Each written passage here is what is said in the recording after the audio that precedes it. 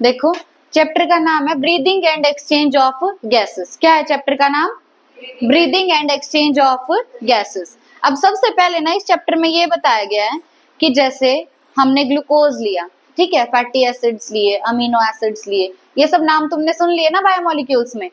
तो ये जो सारी चीजें हम लेते हैं ना, हमारी बॉडी इनको डायरेक्टली यूज नहीं कर सकती, हमें पहले इनको तोड़ना पड़ता है, और तोड़ेंगे तो एनर्जी रिलीज होगी। एनर्जी किस फॉर्म में रिलीज होती है? एटीपी की फॉर्म में। पढ़ा है ना ये तुमने? तो हमें एटीपी कैसे मिलेगा? जैसे ग्लूकोज लिया तो पहले ग्लूकोज को तोड़ना पड़ेगा, ठीक है। कौन तोड़ेगा उसको? ऑक्सीजन। कौन तोड़ेगा? ऑक्सीजन। तो जो हम बाहर से ऑक्सीजन लेते हैं ना, वो ऑक्सीजन हम क्यों ले रहे हैं? रोहित यहाँ ध्यान दो। जो हम बाहर से ऑक्सीजन लेते हैं वो ऑक्सीजन क्यों ले रहे हैं? ताकि जो हमने खाया है उसको हम तोड़ सकें और तोड़ के उससे एनर्जी ले सके, ठीक है।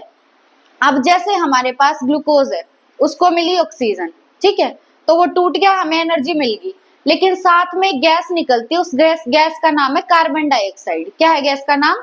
Carbon dioxide. पर कार्बन डाइऑक्साइड का बॉडी में कोई यूज नहीं है, वो अगर इकट्ठी होती रहेगी ना तो हमारी बॉडी के लिए हार्मफुल है। तो अब हमें तुम बताओ चाहिए क्या खाना तोड़ने के लिए? कौन सी गैस चाहिए? ऑक्सीजन। और उसकी वजह से अंदर जो गैस बन रही है वो कौन सी बन रही है? Carbon dioxide. वो तो बॉडी में चाहिए नहीं, तो उसको बाहर निकालना है। तो हमें क्या करना है? ऑक्सीजन को लेना है और कार्बन डाइऑक्साइड को बाहर छोड़ना है। तो क्या कहती है NCERT? Oxygen is utilized by the organisms to indirectly break down simple molecules like glucose, amino acids, fatty acids to derive energy to perform various activities। हमें हमारे जो अलग अलग काम करने हैं उसके लिए हमें एनर्जी चाहिए। एनर्जी चाहिए एटीपी की फॉर्म में। वो एटीपी हमें कैसे मिलेगा? Glucose, amino acid, fatty acid, इन सबको हम तोड़ेंगे। किसकी हेल्प से तोड़ेंगे? ऑक्सीजन की हेल्प से। और ध्यान रखना ये जो ब्रेक डाउन है ये कैसे हो रहा है? इनडायरेक्टली। कैसे हो रहा है? इनडायरेक्टली हो रहा है। और इस वजह से हमें एनर्जी मिल जाएगी हमारे अलग अलग काम के लिए। पर साथ में गैस निकलेगी, कौन सी? CO2 गैस निकलेगी। पर जो CO2 निकली है वो हमारे लिए हार्मफुल है, ठीक है। अब ये जो रिएक्शन है ना, इस रिएक्शन को हम बोलते हैं कैटाबोलिक रिएक्शन। क्या बोलेंगे? जब भी तुम किसी चीज को तोड़ते हो ना किसी रिएक्शन में, तो वो रिएक्शन होती है कैटाबोलिक। जब भी कोई चीजें जुड़ती है किसी रिएक्शन में तो वो रिएक्शन होती है एनाबॉलिक। कौन सी रिएक्शन होती है? एनाबॉलिक। तो रिएक्शन दो टाइप की, कैटाबॉलिक और एनाबॉलिक। अगर कोई चीज टूट रही है तो कैटाबॉलिक रिएक्शन, और कोई चीज जुड़ रही है तो एनाबॉलिक रिएक्शन। यहाँ पे क्या हुआ कि ग्लूकोज को हमने तोड़ा है with the help of oxygen, तो वो कौन सी रिएक्शन हुई? कैटाबॉलिक। अब उसके बाद it is therefore evident that हमें चाहिए क्या? कौन सी गैस चाहिए? O2। O2 तो हमें कंटिन्यूअसली चाहिए, और बाहर कौन सी गैस फेंकनी है? CO2। तो ये जो प्रोसेस है ना कि हमें O2 चाहिए और CO2 फेंकनी है, इसी प्रोसेस को बोलते हैं ब्रीदिंग। क्या बोलते हैं? ब्रीदिंग। अब एनसीईआरटी ने लिखा है कि कॉमनली ब्रीदिंग को ही हम क्या कहते हैं? रेस्पिरेशन। बट एक्चुअल में ये बात नहीं होती।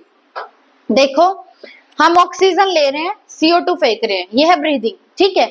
लेकिन जो ऑक्सीजन हमने ली है ना उसका यूज हम कर रहे हैं खाने को तोड़ने के लिए, वो रेस्पिरेशन है, ठीक है।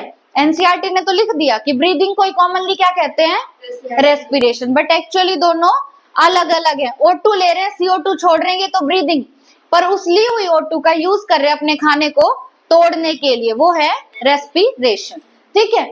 अब उसके बाद नेक्स्ट टॉपिक है हमारा रेस्पिरेटरी ऑर्गन्स। देखो mechanism of breathing very among different group of animals depending mainly on their habitat and level of organization. अलग अलग टाइप के जो एनिमल होंगे ना उनमें रेस्पिरेशन का मैकेनिज्म अलग अलग होगा। जैसे हमारे अंदर रेस्पिरेशन का मैकेनिज्म अलग है। हमारे अंदर रेस्पिरेशन के लिए क्या है? लंग्स है। पर फिश के अंदर रेस्पिरेशन के लिए लंग्स नहीं है, उसमें रेस्पिरेशन के लिए क्या है? गिल्स हैं। तो अलग अलग ऑर्गेनिज्म में रेस्पिरेशन के लिए अलग अलग चीजें हैं। वो किस पे डिपेंड करेगा? दो चीजों पे। कितनी चीजों पे? दो चीजों पे। पहला है ऑर्गेनिज्म का हैबिटेट। पहला क्या है ऑर्गेनिज्म का? हैबिटेट। दूसरा लेवल ऑफ ऑर्गेनाइजेशन। दूसरा क्या होगा? Level of organization. Level of organization का मतलब क्या? जो हमने एनिमल किंगडम में पढ़ा था। जैसे किसी में सेलुलर लेवल ऑफ ऑर्गेनाइजेशन, किसी में टिश्यू लेवल ऑफ ऑर्गेनाइजेशन, किसी में ऑर्गन, किसी में organ system level of organization. तो कैसा मैकेनिज्म होगा रेस्पिरेशन का, वो दो चीजों पे डिपेंड करेगा, पहला हैबिटेट, दूसरा लेवल ऑफ ऑर्गेनाइजेशन। उसके बाद लोअर इनवर्टिब्रेट्स। अब हम बात कर रहे हैं इनवर्टिब्रेट्स में, हमने क्या पढ़ा था, पोरिफेरा हो गया, सिलेंट्रेटा हो गया, ये सारे इनवर्टिब्रेट्स थे ना। तो हम बात कर रहे हैं लोअर इनवर्टिब्रेट्स की। लोअर इनवर्टिब्रेट्स में भी क्या आ गया, स्पंजेस। स्पंजेस किसका एग्जांपल है, पोरिफेरा का। नेक्स्ट क्या है, सिलेंट्रेटा। Next flatworm. फ्लैटवर्म किसके थे, प्लेटीहेल्मिन्थ्स के। तो इनके अंदर क्या होगा, exchange of O2 with CO2 bye simple diffusion over their entire body surface. हमने बात की पोरिफेरा यानी स्पंजेस, सिलेंट्रेटा और फ्लैटवर्म। फ्लैटवर्म किस में आते हैं, प्लेटीहेल्मिन्थ्स में। तो पोरिफेरा, सिलेंट्रेटा और प्लेटीहेल्मिन्थ्स, इनके अंदर जो रेस्पिरेशन होता है वो डिफ्यूजन से होगा। किससे होगा, डिफ्यूजन से। अब डिफ्यूजन का मतलब समझो क्या होता है, डिफ्यूजन ऑफ गैसेस। जैसे ऑक्सीजन जो है ना वो एटमॉस्फेयर में ज्यादा है या मेरी बॉडी में ज्यादा है, एटमॉस्फेयर में ज्यादा है ऑक्सीजन। अब गैस क्या करती है, हमेशा ज्यादा प्रेशर से कम प्रेशर की तरफ जाती है। ऑक्सीजन बाहर ज्यादा है, मेरी बॉडी में कम है, तो ऑक्सीजन बाहर से अंदर आएगी या अंदर से बाहर, बाहर से अंदर। तो ऑक्सीजन आ रही है बाहर से अंदर। अब CO2 मेरी बॉडी में ज्यादा है या बाहर ज्यादा है, अंदर ज्यादा है, तो CO2 जाएगी अंदर से बाहर। तो जो पोरिफेरा है, सिलेंट्रेटा है और प्लेटीहेल्मिन्थ्स है, इनके अंदर क्या होगा, जो उनकी बॉडी की सरफेस होती है ना, वहीं से गैसेस का एक्सचेंज हो जाएगा। मतलब O2 अंदर आ जाएगी और CO2 बाहर। कौन सी प्रोसेस से, डिफ्यूजन से। कौन सी प्रोसेस से, डिफ्यूजन से। डिफ्यूजन हमेशा कैसे होगा, high concentration to low concentration या high partial pressure to low partial pressure. ठीक है, तो तीनों के अंदर स्पंजेस, सिलेंट्रेट, प्लेटफॉर्म, तीनों में O2 CO2 का एक्सचेंज हो रहा है थ्रू सिंपल डिफ्यूजन। किसके थ्रू, सिंपल डिफ्यूजन के थ्रू, और वो भी हो रहा है उनकी बॉडी सरफेस से। उसके बाद बात करते हैं अर्थवर्म की। अर्थवर्म जो है वो यूज करते हैं अपनी मोइस्ट क्यूटिकल को। अर्थवर्म किसको यूज करेंगे, अपनी मोइस्ट क्यूटिकल को। क्यूटिकल क्या है, उनकी बॉडी के ऊपर जो सरफेस लेयर है उसको क्या बोलते हैं, क्यूटिकल, और वो कैसी होगी, मोइस्ट। तो मोइस्ट क्यूटिकल से वो करेंगे रेस्पिरेशन। जैसे हमारे अंदर लंग्स है ना, इनमें लंग्स वगैरह कुछ नहीं है। ठीक है, पोरिफेरा, सिलेंट्रेटा, टिनोफोरा में क्या हो गया, सिंपल डिफ्यूजन। अर्थवर्म में थ्रू मोइस्ट क्यूटिकल हो गया रेस्पिरेशन। अब बात करो इंसेक्ट की। इंसेक्ट के अंदर प्रेजेंट होता है नेटवर्क ऑफ ट्यूब्स। इंसेक्ट में क्या प्रेजेंट होगा, नेटवर्क ऑफ ट्यूब्स। इस नेटवर्क ऑफ ट्यूब्स को बोलते हैं ट्रैकियल सिस्टम। क्या बोलेंगे, ट्रैकियल सिस्टम बोलो या ट्रैकियल ट्यूब्स बोलो। ठीक है, इनमें क्या होगा, पानी पी लो पहले एक बार, नींद आ रही है। इंसेक्ट्स में क्या प्रेजेंट होंगे, ट्रैकियल ट्यूब्स प्रेजेंट होंगे, नेटवर्क ऑफ ट्रैकिया प्रेजेंट होगा to transport atmospheric air within body. जो बाहर एयर है उसको बॉडी में ले जाने के लिए इंसेक्ट में क्या प्रेजेंट है, ट्रैकियल ट्यूब्स। उसके बाद special vascularised structures called gills, जिसको हम बोलेंगे branchial respiration, are used by most of the aquatic arthropods and molluscs. देखो जो एक्वेटिक आर्थ्रोपोड होते हैं, आर्थ्रोपोड में क्या आते हैं हमारे पास, इंसेक्ट आते हैं ना। तो जो एक्वेटिक आर्थ्रोपोड होंगे और जो मलस्क होंगे उनके अंदर क्या प्रेजेंट होगा, गिल्स प्रेजेंट होंगे। क्या प्रेजेंट होंगे, गिल्स। और गिल्स क्या है, स्पेशल वस्कुलराइज्ड बैग। गिल्स क्या है, स्पेशल वस्कुलराइज्ड बैग्स हैं। ठीक है, उसके बाद हाँ स्ट्रक्चर है। और ये जो रेस्पिरेशन हो रहा है ना आर्थ्रोपोड में और मलस्क में, इस रेस्पिरेशन को बोलते हैं ब्रैंकियल रेस्पिरेशन। क्या है इस रेस्पिरेशन का नाम, ब्रैंकियल रेस्पिरेशन। उसके बाद हम बात करते हैं लंग्स की। लंग्स जो होते हैं ये भी वस्कुलराइज्ड बैग है। लंग्स भी क्या है, वस्कुलराइज्ड बैग। और लंग्स के थ्रू जो रेस्पिरेशन होता है ना, उस रेस्पिरेशन को बोलते हैं पल्मोनरी रेस्पिरेशन। कौन सा रेस्पिरेशन, पल्मोनरी रेस्पिरेशन। इसको कौन यूज करेंगे, are used by terrestrial forms. जो भी ऑर्गेनिजम्स धरती पे रहते हैं, टेरेस्ट्रियल मतलब धरती पे, जो धरती पे रहते हैं उनके अंदर प्रेजेंट होंगे लंग्स। और लंग्स क्या है, वस्कुलराइज्ड बैग्स। ठीक है, इनके थ्रू, लंग्स के थ्रू जो रेस्पिरेशन होगा उस रेस्पिरेशन को बोलेंगे पल्मोनरी रेस्पिरेशन। ठीक है, अब बात करते हैं वर्टिब्रेट्स की। वर्टिब्रेट्स के अंदर जो फिश होंगी ना, फिश वर्टिब्रेट्स में ही आती हैं। जब हम वर्टिब्रेट पढ़ रहे थे तो उसमें क्या था, कॉन्ड्रिक्टाइसिस, ऑस्टिक्टाइसिस, तो वर्टिब्रेट्स में ही आते हैं ना फिश। तो वर्टिब्रेट्स में जो फिश होंगी वो क्या यूज करेंगी, गिल्स। फिश क्या यूज करती है, गिल्स। जबकि जो एम्फीबियंस होते हैं, रेप्टाइल्स होते हैं, बर्ड्स और मैमल्स, ये रेस्पिरेशन करेंगे लंग्स के थ्रू। ये किसके थ्रू रेस्पिरेशन करेंगे? लंग्स के थ्रू। वर्टिब्रेट्स में जो फिश हैं वो रेस्पिरेशन कर रही हैं गिल्स के थ्रू। रेप्टाइल्स, मैमल्स और बर्ड्स ये रेस्पिरेशन करेंगे लंग्स के थ्रू, स्पेशल वस्कुलराइज्ड बैग्स। अब एम्फीबियंस जैसे फ्रॉग हो गया, ये रेस्पिरेशन करेगा मोइस्ट स्किन से। वैसे तो हमने क्या देखा, एम्फीबियंस में क्या है, लंग्स प्रेजेंट है, पर जो फ्रॉग है ना वो भी तो एक एम्फीबियन है ना। जो फ्रॉग है वो रेस्पिरेशन करेगा अपनी मोइस्ट स्किन से। अर्थवर्म रेस्पिरेशन कर रहा था मोइस्ट क्यूटिकल से, फ्रॉग रेस्पिरेशन कर रहा है मोइस्ट स्किन से। और इस रेस्पिरेशन को बोलते हैं क्यूटेनियस रेस्पिरेशन। क्या बोलते हैं? Cutaneous respiration. जो क्यूटिन होती है ना वो स्किन को ही बोलते हैं, ठीक है। तो फ्रॉग में कौन सा रेस्पिरेशन? Cutaneous respiration. मेन हमने यहाँ 3 टाइप के रेस्पिरेशन देखे हैं। ब्रांकियल रेस्पिरेशन जो होगा गिल्स के थ्रू, पल्मोनरी रेस्पिरेशन जो होगा, हाँ क्या क्या देखा हमने, देखो एक तो ट्रैकियल सिस्टम था, ट्रैकियल सिस्टम था इंसेक्ट में। ट्रैकियल सिस्टम किसमें? इंसेक्ट में। नेटवर्क ऑफ ट्यूब प्रेजेंट होगा। फिर हमने देखा ब्रैंकियल सिस्टम। ब्रैंकियल सिस्टम किसमें होगा? जो गिल्स के थ्रू रेस्पिरेशन होगा जिसमें। और पल्मोनरी रेस्पिरेशन जो लंग्स के थ्रू रेस्पिरेशन होता है। और क्यूटेनियस रेस्पिरेशन जो मॉइस्ट स्किन या क्यूटिन के थ्रू रेस्पिरेशन होता है, ठीक है। बनवाऊंगी इसके नोट्स, एक बार पढ़ लो पूरा। उसके बाद नेक्स्ट आता है हमारे पास ह्यूमन रेस्पिरेटरी सिस्टम। ये ऊपर वाला क्लियर हो गया पूरा। अब ह्यूमन रेस्पिरेटरी सिस्टम देखो। We have a pair of external nostrils opening out above the upper lips. जो हमारा अपर लिप है, अपर लिप के ऊपर ये 2 छेद है ना, ये इन दोनों को बोलते हैं नॉस्ट्रिल्स। क्या बोलते हैं? नॉस्ट्रिल्स। तो क्या कह रहा है हमारा, और नॉस्ट्रिल्स सिंगल है या पेयर है? पेयर। तो नॉस्ट्रिल्स का हमारे पास क्या प्रेजेंट है? एक पेयर प्रेजेंट। और इसकी लोकेशन क्या है? अपर लिप के ऊपर। तो अपर लिप के ऊपर पेयर ऑफ नॉस्ट्रिल्स प्रेजेंट है। उसके बाद अब ये नॉस्ट्रिल्स आगे किस में खुलेंगे? It leads to a nasal chamber through the nasal passage. देखो ये है नॉस्ट्रिल्स, ये नॉस्ट्रिल्स जाएंगे नेसल चैम्बर तक। कहां तक जाएंगे? नेसल चैम्बर तक। और किसके थ्रू होके जाएंगे? नेसल पैसेज के थ्रू। किसके थ्रू होके जाएंगे? Nasal passage. जैसे यहाँ नॉस्ट्रिल्स है, इनको पहुंचना है नेसल चैम्बर तक। कहां तक पहुंचना है?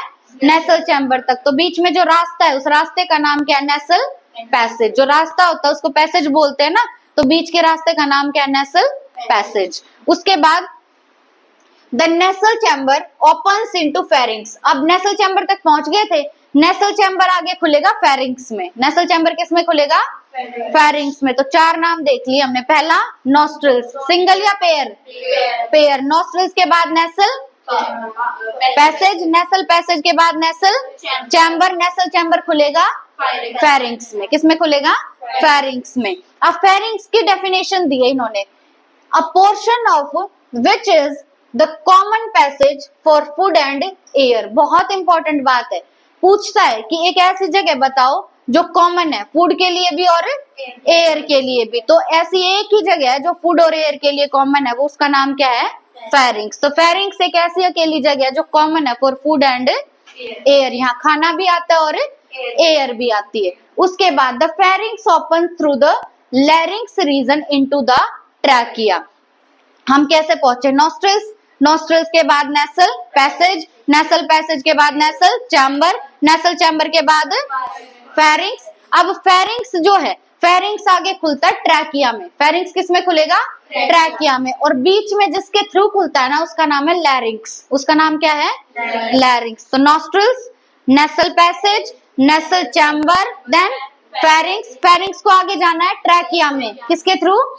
लैरिंक्स के थ्रू। तो जो हमारा फेरिंग्स है वो ओपन होगा किसमें? ट्रैकिया में। फेरिंग्स किसमें ओपन होगा? ट्रैकिया में। और किसके थ्रू ओपन होगा? लैरिंक्स के थ्रू। अब लैरिंक्स समझो क्या होता है। लैरिंक्स जो है ना वो एक कार्टिलेजिनियस बॉक्स है। कैसा बॉक्स है?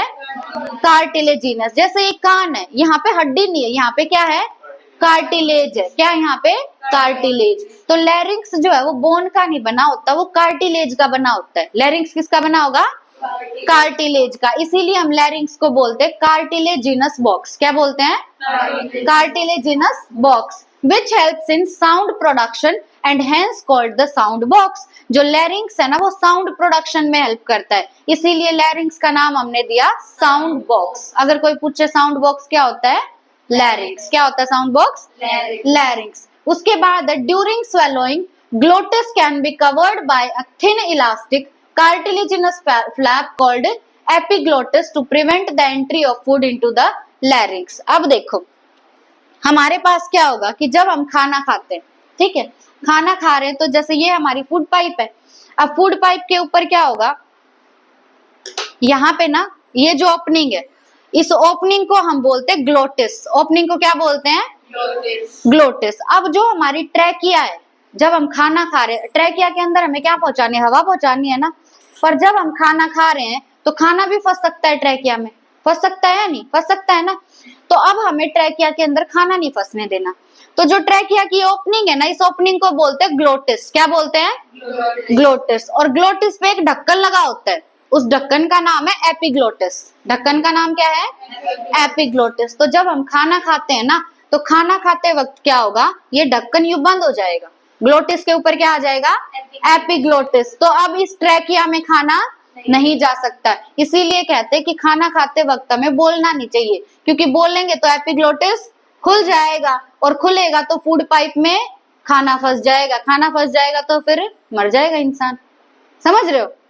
जो हमारी ट्रैकिया है, ट्रैकिया होती है विंड पाइप, ट्रैकिया क्या होती है, विंड पाइप। और उसी के साथ में एक और पाइप जा रही है, ईसोफेगस। ईसोफेगस क्या होती है, फूड पाइप। ईसोफेगस क्या होती है, फूड पाइप। तो खाना खा रहे हैं तो चांसेस है कि विंड पाइप में भी खाना जा सकता है। इसको बचाने के लिए ट्रैकिया की ओपनिंग ग्लोटिस, उसके ऊपर ढक्कन एपिग्लोटिस। तो खाना खा रहे तो खाना विंड पाइप में ना चला जाए, इसीलिए एपिग्लोटिस बंद हो जाता है। अब एपिग्लोटिस है कैसा वो देखो, देखो जब हम स्वेलोइंग कर रहे हैं, स्वेलोइंग मतलब खाना निगल रहे हैं, तो उस टाइम क्या होगा, glottis can be covered bye, जो ग्लोटिस है वो कवर हो जाएगा। किससे कवर हो जाएगा ग्लोटिस, एपिग्लोटिस से। किससे कवर हो जाएगा, एपिग्लोटिस से। अब जो एपिग्लोटिस है ना, पहली बात वो थिन है, पहली बात कैसा है, थिन। दूसरी बात वो इलास्टिक है, कैसा है, इलास्टिक, मतलब हार्ड नहीं है, बिल्कुल इलास्टिक है, ठीक है। दूसरी बात इलास्टिक है। तीसरा वो भी किसका बना हुआ है, कार्टिलेज का। किसका बना हुआ है, कार्टिलेज का। तो एपिग्लोटिस के बारे में हमने तीन बातें देखी। पहली बात वो थिन है, दूसरी बात वो इलास्टिक है, और तीसरी बात वो किसका बना हुआ है, कार्टिलेज का। किसका बना हुआ है, कार्टिलेज का। उसके बाद ट्रैकिया, अब ट्रैकिया के बारे में देखेंगे। ट्रैकिया तक पहुंच गए ना।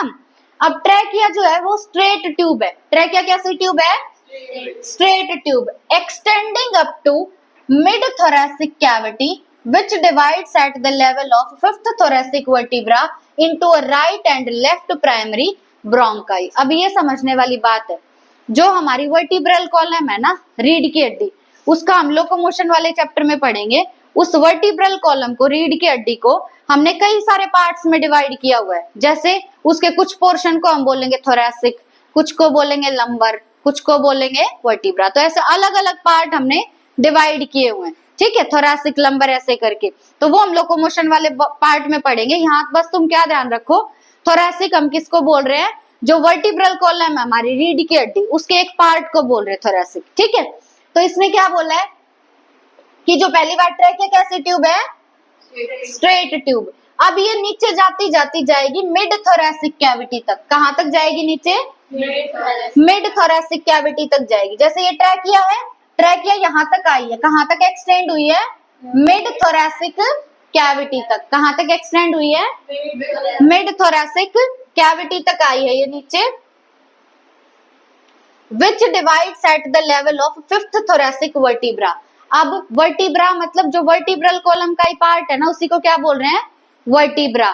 कौन सी वर्टिब्रा, थोरैसिक वर्टिब्रा। कौन सी vertebra, thoracic vertebra. Thoracic vertebra में भी, अब ये थोरैसिक वर्टिब्रा ना 7 होती है। कितनी होती है, 7। उस 7 में से जो 5वीं थोरैसिक वर्टिब्रा है ना, जैसे मान लो पीछे से ये रीढ़ की हड्डी है, यहाँ पे एक रीजन को थोरैक्स बोल रहे हैं, तो कौन से रीजन पे रुकेगी, आके 5th पे। कौन से रीजन पे आके रुकेगी, 5th पे आके रुक जाएगी, ठीक है। और वहां आके ये 2 पार्ट्स में डिवाइड हो जाएगी, एक बनाएगी राइट ब्रोंकाई और एक बनाएगी left bronchi. Right primary bronchi और लेफ्ट प्राइमरी ब्रोंकाई। इसको फिर से समझते हैं, देखो ट्रैकिया आई, ट्रैकिया नीचे तक एक्सटेंड हुई, कहां तक एक्सटेंड हुई? मिड थोरेसिक कैविटी तक। कहां तक एक्सटेंड हुई?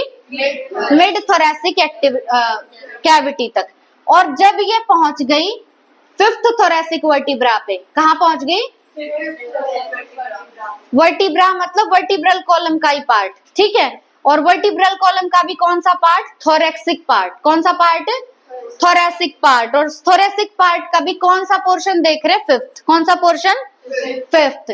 तो थोरेसिक वर्टिब्रा के फिफ्थ पार्ट तक आके ये दो पार्ट्स में डिवाइड हो जाती है, राइट साइड भी डिवाइड होगी और लेफ्ट साइड भी। राइट साइड डिवाइड होके इसने बना दिया राइट प्राइमरी ब्रोंकाई। क्या बना दिया? Right primary bronchi. अब ये एक है ना, तो एक को बोलेंगे ब्रोंकस और दोनों है तो दोनों को बोलेंगे ब्रोंकाई। तो ये है हमारी। अब इसको ना तुम्हें यूं नहीं देखना, इसको यूं इमेजिन करना है, ठीक है। तो ये वाला पोर्शन कौन सा होगा? लेफ्ट राइट में बताओ, ये वाला राइट और ये वाला लेफ्ट, ठीक है। तो इसको यूं पढ़ना है जब डायग्राम में भी पढ़ो। तो ये वाला पोर्शन राइट और ये वाला पोर्शन लेफ्ट। तो ये कौन सी होगी? राइट प्राइमरी ब्रोंकाई और ये लेफ्ट प्राइमरी ब्रोंकाई। यहां तक आया समझ? शुरू में हमारे पास था पेयर ऑफ नोस्ट्रिल्स, फिर नेसल पैसेज, फिर नेसल चैम्बर, नेसल चैम्बर के बाद फेरिंक्स, फेरिंक्स खुलेगा ट्रैकिया में, बीच में क्या आएगा? लैरिंक्स। और जो ट्रैकिया की ओपनिंग है उसको बोलेंगे ग्लोटिस, और जो ढक्कन है वो एपिग्लोटिस। अब ये ट्रैकिया जाती जाती कहां तक पहुंची? मिड थोरेसिक कैविटी तक। और कहां तक गई? फिफ्थ थोरेसिक वर्टिब्रा तक गई। और वहां पर फिर दो पार्ट्स में डिवाइड होगी आगे जाके, राइट प्राइमरी ब्रोंकाई और लेफ्ट प्राइमरी ब्रोंकाई, ठीक है। Each bronchi undergoes repeated divisions to form the secondary and tertiary bronchi and bronchioles, ending up in very thin terminal bronchioles. अब क्या होगा? जैसे ट्रैकिया डिवाइड हुई किसमें? प्राइमरी राइट ब्रोंकाई और प्राइमरी लेफ्ट ब्रोंकाई। अब एक को पकड़ लो, कोई सी को भी, राइट को पकड़ लो या लेफ्ट को, वो आगे फिर से डिवाइड करेगी, ठीक है। जैसे ये हाथ है, ये हाथ आगे कितनी उंगलियों में डिवाइड हो गया? 5 में। अब ये अंगूठा भी मान लो आगे 2 में डिवाइड हो जाए, फिर यहाँ जैसे ये अंगूठा भी डिवाइड हो गया 2 में, फिर ये जो है ये आगे फिर से 2 में डिवाइड हो जाए, तो यूं आगे डिवीजन नहीं चलता जा रहा है। तो इसी तरीके से क्या कह रहा है कि हर एक जो ब्रोंकाई अब बनी है उसमें भी क्या होगा? Repeated division. जब पहला डिवीजन होगा तो बनेगी सेकेंडरी ब्रोंकाई। पहले डिवीजन से क्या बनेगी? Secondary bronchi. फिर सेकेंडरी फिर से डिवाइड करेगी तो बनेगी टर्शरी ब्रोंकाई। कौन सी bronchi? Tertiary bronchi. Tertiary bronchi के बाद लास्ट में बनेंगे ब्रोंक्यूल्स। क्या बनेंगे?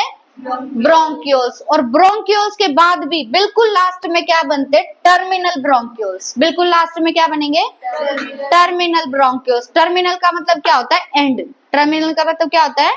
एंड। तो बिल्कुल एंड में क्या बनेंगे? Terminal bronchioles. और ये क्या होंगे? बहुत थिन होंगे, दे आर वेरी थिन। तो हमारे पास क्या था? जैसे मान लो ये तुम्हारा राइट प्राइमरी ब्रोंकाई है, तो राइट प्राइमरी ब्रोंकाई पहले डिवाइड होगा तो बनाएगा सेकेंडरी ब्रोंकाई, सेकेंडरी ब्रोंकाई फिर बनाएगा टर्शरी ब्रोंकाई, टर्शरी ब्रोंकाई फिर बनाएगा ब्रोंक्यूल्स। क्या बनाएगा? ब्रोंक्यूल्स। और ब्रोंक्यूल्स फिर आगे बनाएंगे टर्मिनल ब्रोंक्यूल्स, जो बहुत थिन होंगे, ठीक है। देखो हो रखे है ना डिवाइड। पहले ये क्या था हमारा? ब्रोंकाई, फिर बना सेकेंडरी ब्रोंकाई, सेकेंडरी में बन गए टर्शरी, टर्शरी में और डिवीजन हो गया तो ब्रोंक्यूल्स, ब्रोंक्यूल्स फिर आगे बना देंगे टर्मिनल ब्रोंक्यूल्स, ठीक है। द ट्रैकिया, अब ये बात बहुत इंपॉर्टेंट है, ये ध्यान से समझना। जो हमारी ट्रैकिया थी, जो primary bronchi, secondary bronchi, tertiary bronchi, initial bronchioles, और क्या? Initial bronchioles. Terminal bronchiole include नहीं किए। इनिशियल ब्रोंक्यूल्स ये सपोर्ट होते हैं इनकम्प्लीट कार्टिलेजिनस रिंग्स से। ये जो चीजें है ना, ये जो जो नाम हमने लिए, ये रिंग्स से सपोर्टेड होंगे। किससे सपोर्टेड होंगे? रिंग्स से। और वो रिंग्स बनी है कार्टिलेज की। किसकी बनी है वो रिंग्स? कार्टिलेज की। और वो कंप्लीट नहीं है, इनकम्प्लीट है। कैसी है? इनकम्प्लीट है। तो किस किस की बात की? Trachea, primary bronchi, secondary bronchi, tertiary bronchi, initial bronchioles, terminal bronchioles नहीं लिए। ये सपोर्टेड है किससे? रिंग्स से। रिंग्स किसकी बनी है? कार्टिलेज की बनी है, ठीक है। और कंप्लीट नहीं है, इनकम्प्लीट है। Each terminal bronchiole give rise to a number of, अब देखो टर्मिनल ब्रोंक्यूल तक हम पहुंच गए थे ना। टर्मिनल ब्रोंक्यूल अब आगे बनाएगी एल्वियोलाई। क्या बनाएगी? एल्वियोलाई। तो each terminal bronchiole give rise to a number of very thin irregular walled and vascularized bag like structure called alveoli। अब टर्मिनल ब्रोंकाई ने आगे बनाया एल्वियोलाई। एल्वियोलाई के बारे में देखो क्या होता है। पहली बात, एल्वियोलाई जो है वो थिन होगी। एल्वियोलाई कैसी होगी? थिन। वॉल उसकी इरेगुलर होगी। वॉल कैसी होगी? इरेगुलर। देखो ये वॉल इरेगुलर दिख रही है ना तुम्हें लास्ट में, बिल्कुल। तो वॉल कैसी होगी? इरेगुलर होगी, ठीक है। इरेगुलर वॉल है इनकी। और ये भी कैसे स्ट्रक्चर है? वस्कुलराइज्ड बैग लाइक स्ट्रक्चर है। वस्कुलराइज का मतलब क्या होता है? जहां तक ब्लड वेसल्स पहुंचती हैं, ठीक है। वस्कुलराइज का मतलब क्या है? जहां पे ब्लड वेसल्स पहुंचती हैं। तो जो एल्वियोलाई है, पहली बात थिन है, और दूसरी बात वॉल कैसी है उनकी? इरेगुलर। कैसी वॉल है? इरेगुलर वॉल है, ठीक है। उसी को क्या बोलेंगे? एल्वियोलाई। अब इसको एक बार समझो। देखो शुरू में हमारे पास क्या प्रेजेंट था? Pair of nostrils. वो फिर आगे गया नेसल पैसेज में, नेसल पैसेज फिर आगे गया नेसल चैम्बर में गया। नेसल चैम्बर जो है फिर वो आगे गया फेरिंक्स में। किस में गया? फेरिंक्स में। फेरिंक्स फिर आगे गया ट्रैकिया में। किस में गया? ट्रैकिया में। किसके थ्रू? लैरिंक्स के थ्रू। लैरिंक्स को और क्या बोलते हैं? साउंड बॉक्स, है ना। फिर ट्रैकिया जो है आगे जाके डिवाइड होगी। कौन से वर्टिब्रा पे डिवाइड हुई थी? फिफ्थ थोरेसिक बोलना है। क्या बोलना है? फिफ्थ थोरेसिक वर्टिब्रा पे डिवाइड होगी। राइट प्राइमरी ब्रोंकाई में और अब जैसे मान लो ये तुम्हारी ब्रोंकाई है, ठीक है। अब ये तो प्राइमरी है, तो प्राइमरी जैसे यू डिवाइड होगी, तो ये जो है ये क्या है? सेकेंडरी। ये क्या है? सेकेंडरी। अब ये सेकेंडरी मान लो फिर से डिवाइड होगी, तो ये क्या है? टर्शरी। ये क्या है? टर्शरी। अब टर्शरी में तुम्हारे पास क्या है? आगे क्या बनेंगे? ब्रोंक्यूल्स। क्या बनेंगे? ब्रोंक्यूल्स। इनिशियल ब्रोंक्यूल और टर्मिनल ब्रोंक्यूल्स। फिर जो टर्मिनल ब्रोंक्यूल है ना तुम्हारे, मान लो ये टर्मिनल ब्रोंक्यूल है, तो यहाँ पे एक इरेगुलर वॉल शेप का स्ट्रक्चर बनेगा। और ये जो बैग लाइक स्ट्रक्चर बना है इसको बोलेंगे एल्वियोलाई। इसको क्या बोलेंगे? एल्वियोलाई, ठीक है। लास्ट में जो बैग लाइक स्ट्रक्चर बनेगा उसको क्या बोलेंगे? एल्वियोलाई।